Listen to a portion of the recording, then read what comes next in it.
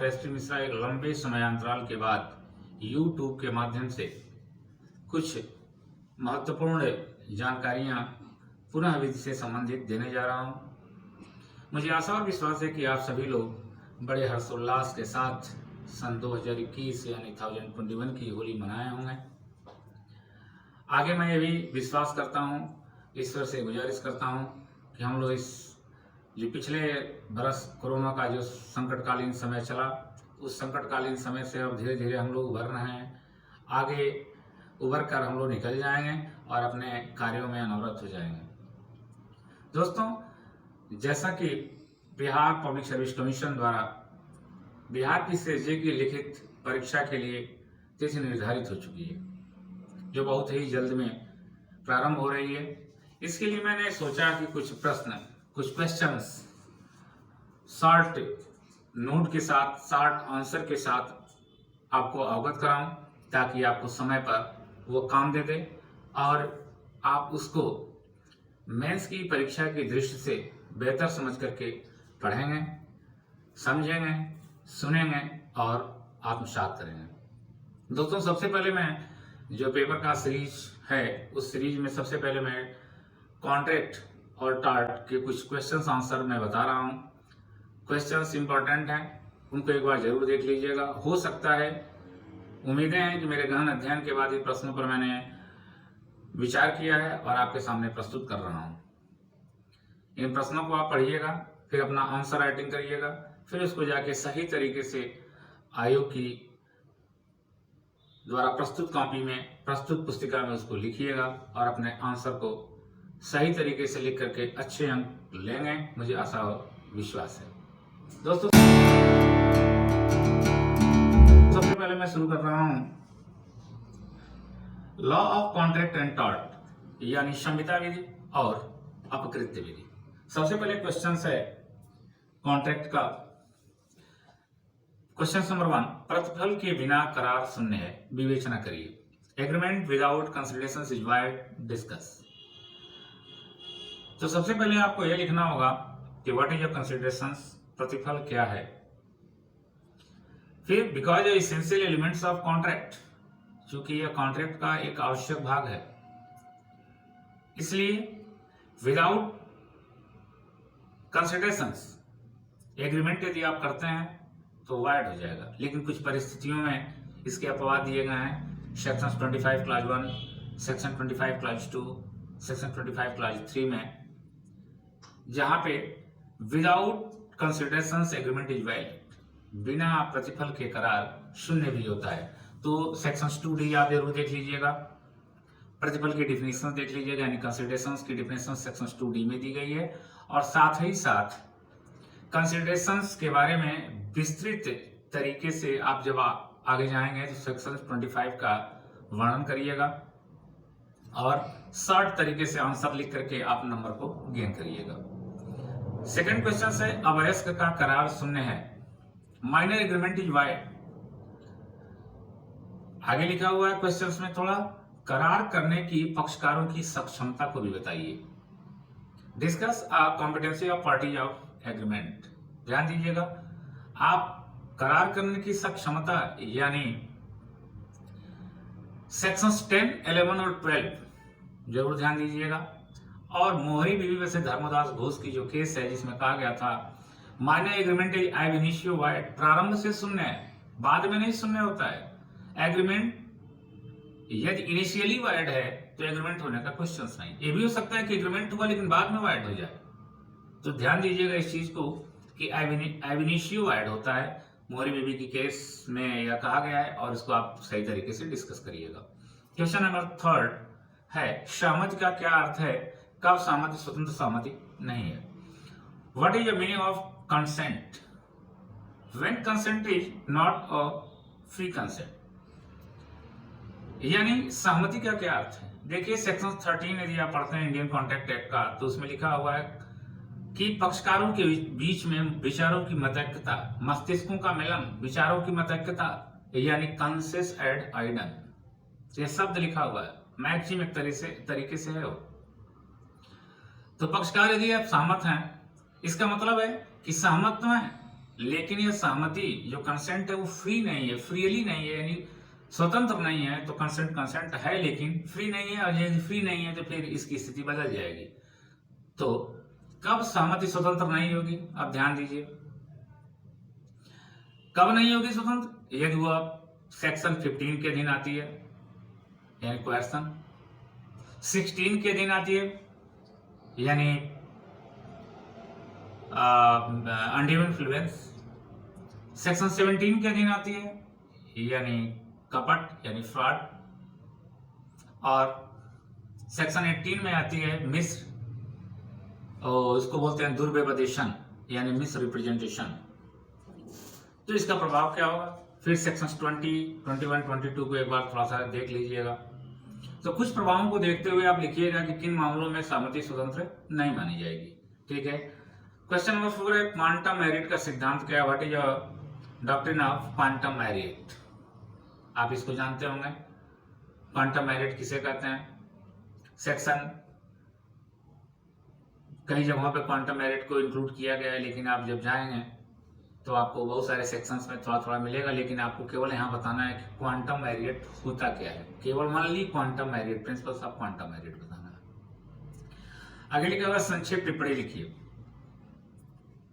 Right short note. Topic क्या है? किसी करार के निर्माण में एक पक्षीय भूल का प्रभाव क्या है,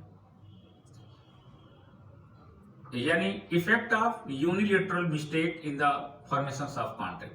आप सेक्शन 20, 21, 22 में जब आप जाएंगे तो मिस्टेक बाय बोथ पार्टी दिया हुआ है, मिस्टेक बाय सिंगल पार्टी दिया हुआ है, मिस्टेक जो है लॉ की दिया हुआ है। आप वहां से 20 से लेकर के 22 है, 20, 21, 22 तीनों को देख लीजिएगा।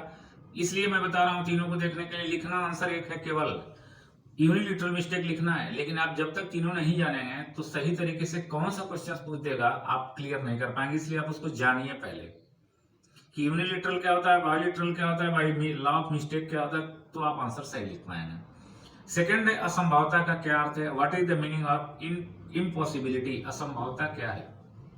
आपको पता है असंभवता यदि प्रारंभिक है, इनिशियली है तो क्या होगा, असंभवता एग्रीमेंट होने के बाद है तो क्या होगा। तो आप इसके लिए सेक्शंस देख करके इसका आंसर सही करेंगे।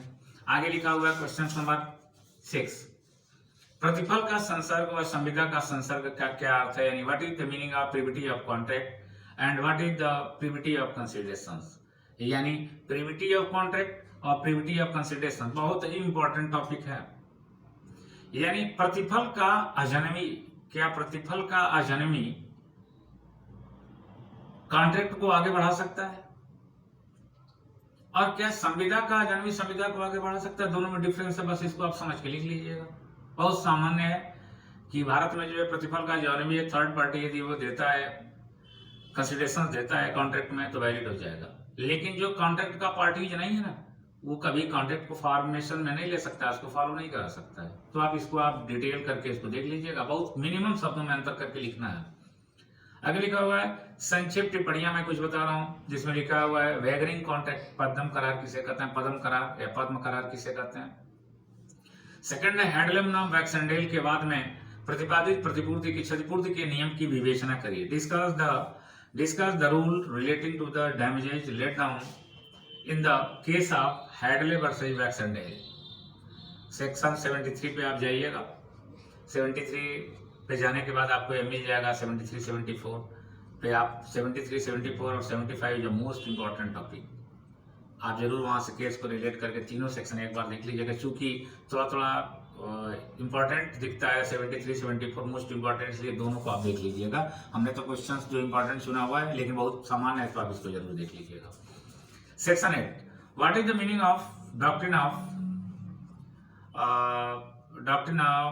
विफलीकरण, यानी डॉक्ट्रिन ऑफ फ्रस्ट्रेशन। विफलीकरण का सिद्धांत क्या है? निर्णीत वादों की सहायता से विवेचना करिए। देखिए सेक्शन 56 है और इसमें एक केस है मंगनीराम बंगू, याद रखिएगा, दोनों केस के साथ इसको डिस्कस करिएगा। 56 में पैरा लगे हुए हैं, para first para second. Doctrine of frustration किस पैरा में है, कैसे है, आप इसको देख करके सॉल्व करिएगा, इसको भी मैं बता दे रहा हूं।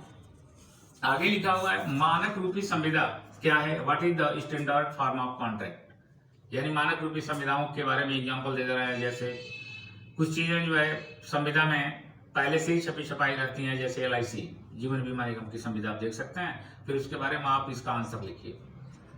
अगला क्वेश्चन है, राइट अ शॉर्ट नोट फिर बेलमेंट उपनिधान क्या है और प्रत्याभूत की संविदा कॉन्ट्रैक्ट ऑफ गारंटी। तो उपनिधान देख लीजिएगा, बेलमेंट किसे कहते हैं, बेलर बेली का संबंध क्या होता है, और अगला है कॉन्ट्रैक्ट ऑफ गारंटी प्रत्याभूत की संविदा क्या है। तो इसको भी आप देख करके सॉल्व कर सकते हैं।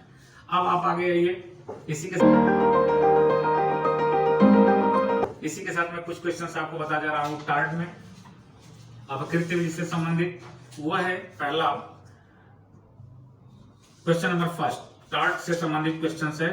क्वेश्चन नंबर फर्स्ट क्या है, what were the reasons on which supreme court reviewed the to implement the rules of Rylands बनाम फ्लेचर। वे कौन से कारण थे जिनके आधार पर उच्चतम न्यायालय ने रायलेंस बनाम फ्लेचर में प्रतिपादित नियम को भारत में लागू करने से इंकार कर दिया। टार्ट का बहुत ही महत्वपूर्ण क्वेश्चन है और इसमें आपको पता होगा कि कठोर दायित्व का सिद्धांत, जिसको बोलते हैं तो आप स्ट्रिक्ट लायबिलिटी प्रिंसिपल्स, रायलेंस बनाम फ्लेचर के मामले में प्रतिपादित था, लेकिन इसमें कुछ अपवाद दिए गए थे और इन अपवादों के कारण जस्टिस भगवती जी ने कहा कि रायलेंस बनाम फ्लेचर का नियम भारत में लागू करने योग्य नहीं है, क्योंकि वो परिस्थितियां भारत में नहीं है। तो डिटेल करके इसको आप देख लीजिएगा।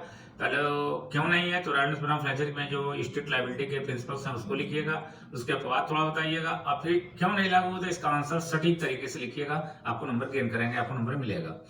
सेकेंड है बिना हानि के क्षति इंजूरियस एंड डैमनम, और दूसरा है संक्षिप्त टिप्पणी राइट शॉर्ट नोट में नर्वस शॉक तंत्रिका आघात। ठीक है, दोनों आपको बहुत ही महत्वपूर्ण है, आप इनको जानते ही होंगे।